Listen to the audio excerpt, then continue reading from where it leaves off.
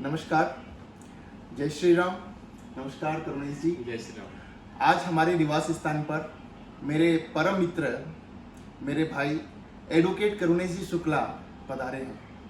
मैं आज आप सबसे इनका परिचय कराना चाहूँगा।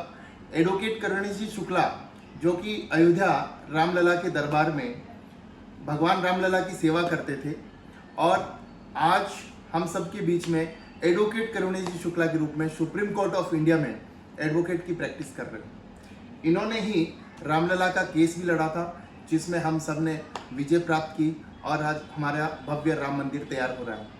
आज करुणेश जी शुक्ला से हम बहुत सारे प्रश्न करेंगे और उनसे जानेंगे इनकी जीवनी के बारे में, कैसे एक साधु व्यक्ति अपने लाइफ में वकील बनता है और उसके बाद में सुप्रीम कोर्ट में प्रैक्टिस करने के लिए जाता है, कैसे उनकी जीवनी में ये सब संभव हुआ। आइए मिलते हैं करुणेश जी से। करुणेश जी, सबसे पहले आपका बहुत बहुत स्वागत करता हूँ।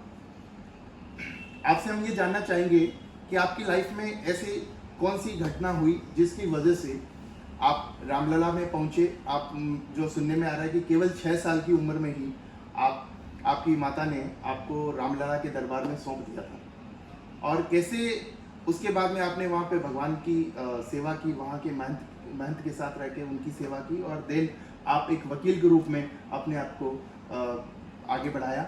ये सब हम जानना चाहेंगे। जी नमस्कार। और बहुत मेरा भी सौभाग्य रहा कि आज आपसे मुलाकात हुआ। और जैसे आपका सवाल है कि किस तरीके से राम जन्मभूमि में और किस तरीके से बचपन में पहले घर मतलब मम्मी पापा ने वहाँ पे मंदिर पे दिया और उसके बाद गुरुजी ने किस तरीके से आपको पढ़ाया लिखाया और फिर बाद में सर्वोच्च न्यायालय में प्रैक्टिस करने के लिए भेजा गया। इसके पीछे एक बहुत बड़ा कहानी था। और जैसे एक हमारे रामचरितमानस में चौपाई आती है, होई है वही जो राम रचि राखा। बिल्कुल। तो को कर तर्क बढ़ावे शाखा। तो जब राम जी ने कोई किसी चीज़ को निर्धारित कर दिया हो तो उसको हम लोग तर्क दे करके या अपना कोई उसमें मत दे करके उसको चेंज नहीं कर सकते। हम एक निमित्त मात्र हैं। हम एक निमित्त एकम है। इसमें कुछ सब कुछ भगवान ही निर्धारित करते हैं। और भी बहुत सारी चौपाइयाँ हैं, ऐसे हम लोग जैसे वो कठपुतली की तरह हम लोग को नचाते रहते हैं भगवान। तो बिल्कुल। हाँ, तो शुरुआत में ये था कि हमारे यहाँ पे जो एक मान्यता थी कि जैसे किसी ने अपने बोला कि भगवान हमारी नौकरी लगवा दो जी। तो हम 1 किलो लड्डू चढ़ाएंगे जी। या किसी ने बोला कि भगवान हमारे पास बच्चे हो जाएं तो हम जो है 5 किलो लड्डू चढ़ा देंगे, 11 किलो लड्डू चढ़ा देंगे या कुछ घी चढ़ाएंगे। अब मान्यता होती है, अपनी अपनी चीज़ें होती हैं। या कोई कष्ट में होता है तो बोलते हैं कि हमारे मम्मी को बीमार हैं तो इनको ठीक कर दीजिए, तो हम आपके दरबार में हाजिरी लगाएंगे या कथा कराएंगे या यज्ञ कराएंगे। तो ऐसे मान्यता रही है हमारे यहाँ पे। तो हमारे यहाँ जो एक फैमिली था उसमें मदर के जो बच्चे होते थे पहले एक्सपायर हो जाते थे, तो उन्होंने मान्यता हनुमान जी के यहाँ पे रखी कि हमें एक बच्चे को धर्म कार्य के लिए डोनेट करेंगे, वहाँ पे दान में देंगे, जो धर्म कार्य के लिए वहाँ पे सेवा में समर्पित करेंगे। तो उस जब हम पहले घर पे रहे, फिर वहाँ पे कुछ पढ़ाई लिखाई करी, फिर जब मैं थोड़ा बड़ा हो गया, मतलब ठीक ठाक हो गया, तो फिर वहाँ पे अयोध्या में मैं रहने लगा। वहाँ पे सौंप दिया गया। वहाँ पे किसी महंत के यहाँ पे सौंप दिया? हाँ, हमारे गुरुजी हैं। तो गुरुजी के यहाँ पे रहते हुए हमें 2 चीज़ें बड़ी अच्छी मिली। एक तो संस्कार, जो बच्चे होते हैं ना, बाल्यकाल में ही उनके अंदर एक संस्कार हो जाना चाहिए। जिस तरीके से वहाँ पे मतलब सुबह 3:30 बजे उठ जाना, मंदिर पे हमारे यहाँ पे माइक बजने लगता है बहुत तेजी से, वो हनुमान चालीसा का शुरू हो जाता है पूरा बहुत जोर से। तो इसलिए वहाँ पे आपको नियमतः 3 बजे 3:30 बजे उठ जाना है। उसके बाद मंदिर पे करीब 4:30 बजे, कभी 4 बजे, थोड़ा सा अलग अलग दिनों पे, मंगलवार को थोड़ा जल्दी हो जाता है, बाकी दिनों में थोड़ा लेट हो जाता है। तो वहाँ पे आरती में पहुँचना, फिर रात्रि को करीब 10 बजे कभी होता है आरती, शयन आरती, कभी रात को 10:30, कभी 11, भीड़ के ऊपर डिपेंड करता है कि कितनी संख्या आ रही है हमारे यहाँ पे मंदिर पे। तो उस हिसाब से हमें अपने जीवन को वहाँ पे चलाना होता था। अब एक पुजारी के रूप में काम करना और साथ साथ में पढ़ाई करते रहना, तो दिन में वही 2-3 घंटे जो टाइम मिलता था उस समय अपना पढ़ाई का काम भी होता रहता था, चालू रहता था, सेवा भी करना, पढ़ाई भी करना, हाँ। मंदिर की देखभाल भी करना। तो वहाँ सबसे अच्छी बात जो है कि एक अच्छे जो संस्कार होते हैं, अगर आपके बच्चों के अंदर अच्छे संस्कार होते हैं तो वहाँ पे जो बच्चा अगर हमारे हिंदू जीवन पद्धति से आप जी रहे हैं जी, और एक जो पश्चिम के से प्रभावित जो लाइफ स्टाइल है उससे जो जी रहे हैं, और एक चीज़ सबसे बड़ा चीज़ है हमारे यहाँ पे जो वैदिक काल के रीति से अगर हम उठते हैं और जीवन को जीते हैं तो उसमें क्या होता है कि हमारा याददाश्त बहुत तेज हो जाता है। तो मैं 2-3 घंटे में भी जो पढ़ता था वो मेरे लिए सफिशिएंट होता था।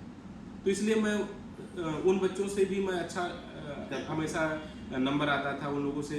वो लोग जो सवाल का जवाब देते थे काफ़ी लेट में काफ़ी देर लगाते थे, मैं उसको बहुत जल्दी लगा देता, तो इससे हमारे टीचर भी बड़े प्रसन्न होते थे। तो करुणेश जी मैं आपको बीच में रोकना चाहूँगा। मेरे को ये सुनने में आया कि आप केवल 8-9 साल की उम्र में, जो कि बच्चों के खेलने की उम्र होती है, और आज आप उस उम्र में राम कथा का वाचन किया करते थे, और आपके सम्मुख कई श्रोतागण होते थे जो बड़ी एज के होते थे, 40, 50, 60 साल के लोग आपकी कथा सुनने के लिए आते थे। तो ये सब कैसे हुआ और इस उम्र में आपने कैसे ये सब? हाँ, तो वहाँ पे पढ़ाई के दौरान मतलब एक मेरे मन में धार्मिक परिवार था हमारा। तो बचपन में हम लोग कभी मुरारी बापू, कभी किसी संत, तमाम सारे हमारे भी संत भी सुनने के लिए कथा जाते आते थे, लेकिन हम कभी आत्मा तृप्त नहीं होती थी कि मतलब जैसे कभी राम विवाह पे ही पूरा 7 दिन का वो कथा खत्म हो गया, कभी केवट प्रसंग चला तो खत्म हो गया, कभी और भी राम जन्म हुआ तो उसी पे कथा समाप्त हो गई। तो कभी मेरे जीवन में थोड़ा बड़ा भी होता रहा तो उसमें समझ में नहीं आता था कि पूरी कथा कैसे है, क्या है पूरी कथा। तो पूरी कथा जानने के लिए मैंने खुद से रामचरितमानस का राम मंगल दास जी महाराज के यहाँ पे जो वहाँ पे एक ऐसे गुरु हैं कि जिनको श्री राम मंगल दास जी को और उनके गुरु जी को वहाँ पे डीलिट की उपाधि यूनिवर्सिटी खुद अवध यूनिवर्सिटी आकर के खुद से दे के गई, जबकि उन्होंने कभी वहाँ पे कभी गए नहीं। तो उनसे मैंने करीब 3 साल तक अंजनी गुफा में रामचरितमानस सुबह पढ़ता था, कुछ शाम को भी पढ़ता था, और एक जगह एक्स्ट्रा क्लास लेने जाता था रामचरितमानस का। तो उस समय खूब पढ़ा एकदम से मैं, और जब सुबह उठता था तो अपना वो समय डीवीडी का टाइम होता तो उसको लगा साउंड, वो राम कथा मुरारी बाबू का चलता रहता था, तो कथा में मैं लीन हो जाता था। तो वहाँ खूब आनंद आता था कथा में सुनने में। तो एक श्रोता जो होता है वो एक अच्छा वक्ता भी हो सकता है। बिल्कुल। अच्छा वक्ता बनने के लिए आपको पहले अच्छा श्रोता बनना पड़ेगा। तो वो जो श्रोता बहुत सारी चीज़ें पूरी भर गई दिमाग में भी और जहन में, उसी तरीके से आचरण भी होते हैं। तो धीरे धीरे मुझे प्रवचन, जैसे हमारे हनुमानगढ़ी में रोज हनुमान जी जैसे सामने बैठते हैं, हनुमान जी का जो मंदिर है एकदम जस्ट सामने, वो रोज शाम को कथा होती है, और वो कथा नॉर्मल आदमी को नहीं सुनाना है, वो डेली प्रैक्टिस भी होता है जो नए रामायणी लोग होते हैं, और उनके लिए एक अभ्यास का भी समय है और हनुमान जी को कथा सुनानी है। बिल्कुल। तो ये यहाँ पे रामायणी जी बैठते हैं और सामने हनुमान जी होते हैं, तो हम अपनी कथा सीधा हनुमान जी को सुनाते थे हनुमानगढ़ी अयोध्या में। तो सीधा वहीं पे सुनाते सुनाते सुनाते थोड़ा बहुत ज्ञान अर्जन हुआ, वहीं से फिर लोगों को अलग अलग जगहों पे कथा भी सुनाते थे। ज्ञानार्जन होना बहुत बड़ी बात नहीं है, लेकिन जिस उम्र में आपने जो ज्ञानार्जन किया वो बहुत बड़ी बात है, क्योंकि उस उम्र में बच्चों को इतनी समझ नहीं होती है, लेकिन आपने उस उम्र में अपना जो है एक अच्छे कार्यों में इस काम को लगाया जिंदगी को। और अब मैं जानना चाहूँगा करुणेश जी कि आपकी लाइफ में ऐसा क्या मोमेंट आया कि आपने भगवान की जो सेवा करते हुए, वहाँ रहते हुए एक साधु के रूप में, इवन मैंने आपके कई सारे वीडियो देखे आपके यूट्यूब में, करुणेश शुक्ला जी के नाम से अगर हम डालते हैं तो ढेर सारे वीडियो भी आते हैं जिसमें आपकी पूरी जीवनी आती है कि कैसे एक नागा साधु से वकील बना, कैसे राम मंदिर का केस लड़ा, और आप एबीपी न्यूज़ से लेके आज तक जितने भी बड़े बड़े चैनल पे आप डिबेट में भी आए हैं और लगातार आप आते रहते हैं। तो मैं ये जानना चाहूँगा कि ऐसा आपकी ज़िंदगी में क्या मोड़ आया जो आपको वकालत के दरवाजे तक लेके गया? देखिए, एक तो हमारा अयोध्या में जो सब कुछ नॉर्मली चल रहा था वो तो ठीक ठीक चल रहा था। एक समय आ गया कि अब वो राम जन्मभूमि का मुकदमा इलाहाबाद हाई कोर्ट से वो सर्वोच्च न्यायालय पहुंच चुका है। बिल्कुल। और कुछ चीज़ें हो भी रही थी उसमें एक्टिविटी। तो उस समय उसके पहले ही हम लोग का एक हमारा तो पढ़ाई में रुझान था और रामचरितमानस पढ़ते पढ़ते तो हमारे मोस्टली लोग पहलवान होते हैं। हमारे स्थान पे जितने भी आपको मिलेंगे कोई भी पढ़ने वाला नहीं मिलेगा, मोस्टली सब भारत के 1 नंबर पहलवान हमारे दादा गुरु जी थे, श्रीमान हरशंकर दास जी महाराज, बड़े पहलवान सब। अखाड़ा जो, हाँ, अखाड़ा कुश्ती लड़ते थे। मास्टर चंदगी राम को भी उन्होंने पटकी दी थी। तो हमारे यहाँ पे सारे पहलवान थे, लेकिन हमें पढ़ाई लिखाई में ज़्यादा उन लोगों ने उतारा क्योंकि कोई पढ़ा लिखा नहीं था, इसलिए हम पढ़े लिखे निकले। तो उन्होंने जब और दादा गुरु जो श्री धर्मदास जी महाराज जी थे, तो उनको देखता था कि राम जन्मभूमि में इन्वॉल्व है। तो लेकिन वो हमारे यहाँ पे क्या होता है, ज़्यादा लोग पढ़े लिखे नहीं हैं, साधु समाज में भी ज़्यादा लोग पढ़े नहीं होते हैं, इसलिए अपने मंदिर का ज़मीन भी उनके कुछ आताताई लोग कब्जा कर लेते हैं। उन सब चीज़ों को, परिस्थितियों को देखते हुए, और यहाँ पे क्या सुप्रीम कोर्ट में सारी चीज़ें इंग्लिश में होती हैं, तो उनको चीज़ों को मैनेज करने के लिए अपने घर का हर लोग चाहते हैं कि हमारा अपना कोई प्रोफेशनल हो जो अपनी बात को वहाँ पे अपनी बात समझ सके, अपना। हाँ, तो उसलिए मुझे तैयार किया, एक दिशा निर्देश मिला कि इसको आपको ध्यान देना है, समझना है। तो उसके लिए मैं माननीय सर्वोच्च न्यायालय में प्रैक्टिस करने के लिए आया, और जब एक केस चला तो उसके लगातार काम। तो आपने अपने वकालत की जो पढ़ाई है कब पूरी की आपने, और कब आप सुप्रीम कोर्ट में आए? करीब जब वहाँ पे पढ़ाई किया 2011 से, मतलब वहाँ पे LLB में एडमिशन लिया था, और वहाँ पे कानपुर में पूरी पढ़ाई वढ़ाई होने के बाद 2015 में मेरा दिल्ली आना हुआ। 2015 मतलब उसके, लेकिन ये था मेरे जीवन में कि जब मैं जब लॉ में एडमिशन लिया, तभी से मैं कोर्ट का पूरा प्रोसीडिंग सीखना चालू कर दिया था। मतलब पढ़ाई करना चालू किया, उसके साथ ही पूरा कोर्ट का प्रोसीजर सीखना चालू कर दिया था। तो मेरे जो लोअर कोर्ट का प्रैक्टिस होता है वो पूरा मेरे पढ़ाई के दौरान ही पूरा हुआ। तो ये जो 3-4 साल का जो प्रैक्टिस पहले से होना चाहिए, तो मेरा पहले से कंटिन्यू उसी समय कर लिया मैंने पढ़ाई के दौरान। दूसरा क्या हुआ फ़ायदा कि वहाँ से आया, फिर कुछ दिन हाई कोर्ट किया, अलग अलग लॉ फर्म में, दिल्ली के कुछ लॉ फर्म में किया। उसके बाद मैंने सर्वोच्च न्यायालय में AOR के हमारी मैडम, उनके साथ में कंटिन्यू लगातार उनके साथ सीखने का अवसर मिला। उसके बाद एक समझ में आ गया कि किस तरीके से हमें क्या डॉक्यूमेंट कहाँ पे फाइल करना है, क्या कैसे तैयारी करनी है, कैसे आर्गूमेंट करवाने हैं, कौन से वकील सबसे अच्छे रहेंगे हमारे मुकदमे के लिए, और कैसे हम इसको कर सकते हैं, क्योंकि प्रोसीजर समझना और इन सब चीज़ों को, एक आम आदमी इस चीज़ को नहीं समझ पाता, और एक एडवोकेट ही एडवोकेट के साथ इस चीज़ को बेटर तरीके से समझ पाते हैं। जी। तो आपने जो ये राम मंदिर का केस लड़ा, और उसमें आपने पहले ही आपका जो मैं समझता हूँ मुकदमा जिसमें आपने लिया और आपने इसमें सफलता पाई, और आज तो आप, मुझे लगता है कि काफ़ी बड़े बड़े केस आप लड़ रहे हैं। तो अभी जैसा कि अपना एक मथुरा का जो चल रहा है, शायद आपने भी उसमें एक पिटीशन दायर की है। हाँ, इसको मैं आपको सबसे पहले बता देना चाहता हूँ कि श्री कृष्ण जन्मभूमि का जो इतने सालों बाद जो सबसे पहला मुकदमा दायर हुआ, वो हमारी तरफ से दायर हुआ है। इसमें मुख्य याचिकाकर्ता मैं ही हूँ, और हमारे साथ में 5 लोग और हैं जो हमारे ही पिटीशन में वो लोग जुड़े हुए हैं।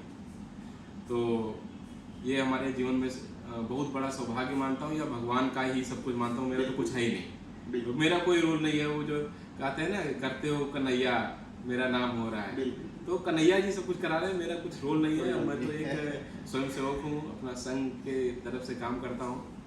तो बड़े बड़े केसेज कोई मतलब जो भी है, मैं राष्ट्र के लिए कार्य करता हूँ, राष्ट्र के लिए। इसमें क्या है कि भारत में कुछ ऐसी गतिविधियाँ थी जिसमें कहा मतलब इमरजेंसी के टाइम में इंदिरा गांधी जी ने सेकुलर और सोशलिस्ट वर्ड हमारे संविधान में घुसा दिए। उसके लिए भी मैंने PIL दाखिल कर रखा है, और मेवात के हिंदुओं के लिए जो वहाँ पे तमाम सारे हिंदुओं को प्रताड़ित किया जाता है, उसके लिए हमने PIL लगाई। श्री कृष्ण जन्मभूमि, राम जन्मभूमि, और भी तमाम सारे ऐसे, जैसे अयोध्या में एक बार इन लोगों ने मुगल ही कह सकते हैं उन लोगों को, जो इनको, जैसे राम जन्मभूमि है तो उसमें पैनल में या उनका जो एक कमेटी है जी, उसमें 2 सरकारी लोग रहेंगे, वहाँ का DM और एक सरकार अपना नियुक्त करता है, अपॉइंट करता है।